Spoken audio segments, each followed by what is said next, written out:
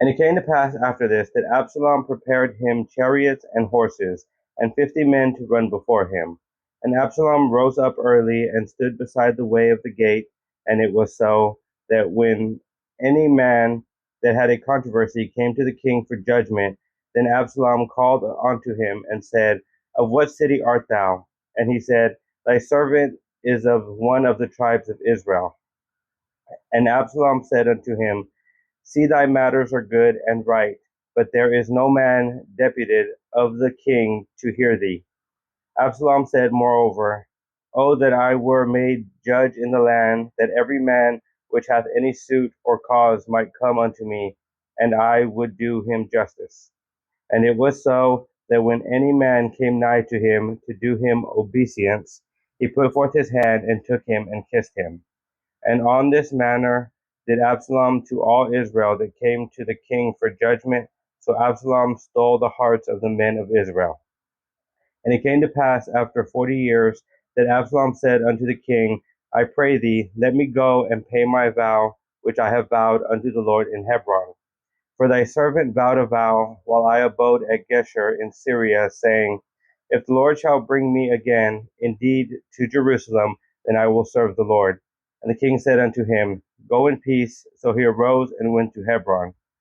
But Absalom sent spies throughout all the tribes of Israel, saying, As soon as ye hear the sound of the trumpet, then ye shall say, Absalom reigneth in Hebron. And with Absalom went 200 men out of Jerusalem that were called, and they went in their simplicity, and they knew not anything. And Absalom sent for Ahithophel the Gilonite, David's counselor, from his city, even from Gihon, while he offered sacrifices.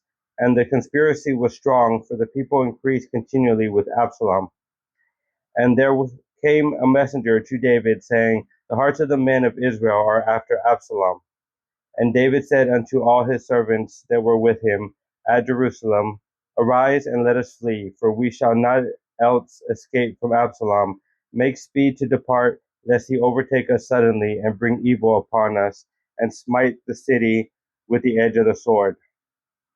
And the king's servants said unto the king, Behold, thy servants are ready to do whatsoever my lord the king shall appoint. And the king went forth, and all his household after him. And the king left 10 women which were concubines to keep the house.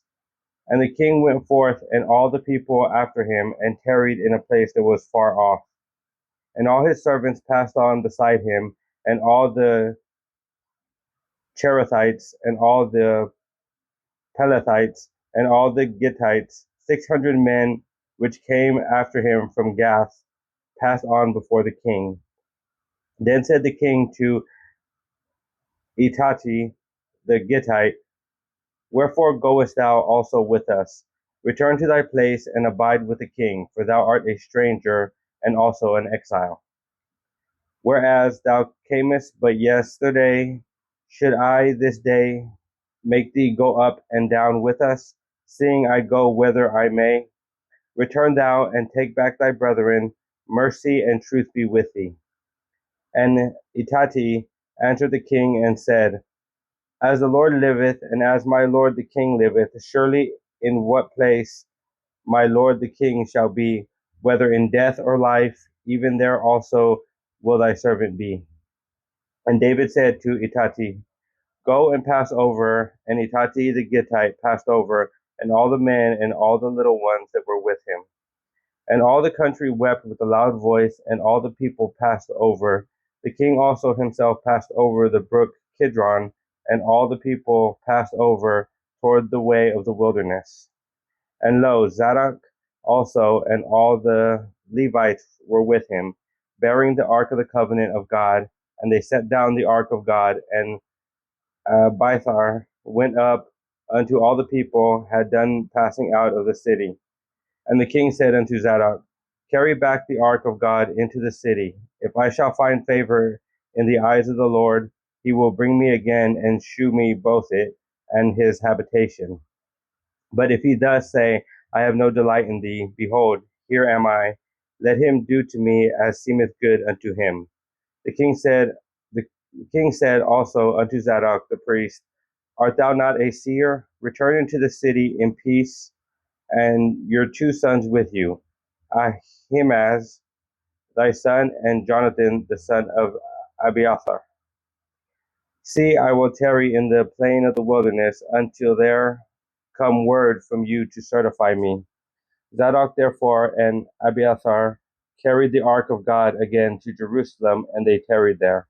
And David went up by the ascent of Mount Olivet and wept as he went up. And he had his head covered, and he went barefoot, and all the people that was with him covered every man his head, and they went up weeping as they went up. And one told David, saying, Ahithophel is among the conspirators with Absalom. And David said, O Lord, I pray thee, turn the counsel of Ahithophel into foolishness. And it came to pass that when David was come to the top of the mount where he worshipped God, behold, Hushai the Archite came to meet him with his coat rent and earth upon his head. Unto whom David said, If thou passest on with me, then thou shalt be a burden unto me. But if thou return to the city and say unto Absalom, I will be thy servant, O king, as I have been thy father's servant hitherto, so will I now also be thy servant, and mayest thou for me defeat the counsel of Ahithophel. And hast thou not there with thee Zadok and Abiathar the priest? Therefore it shall be that what thing soever thou shalt hear out of the king's house, thou shalt tell it to Zadok and Abiathar the priest.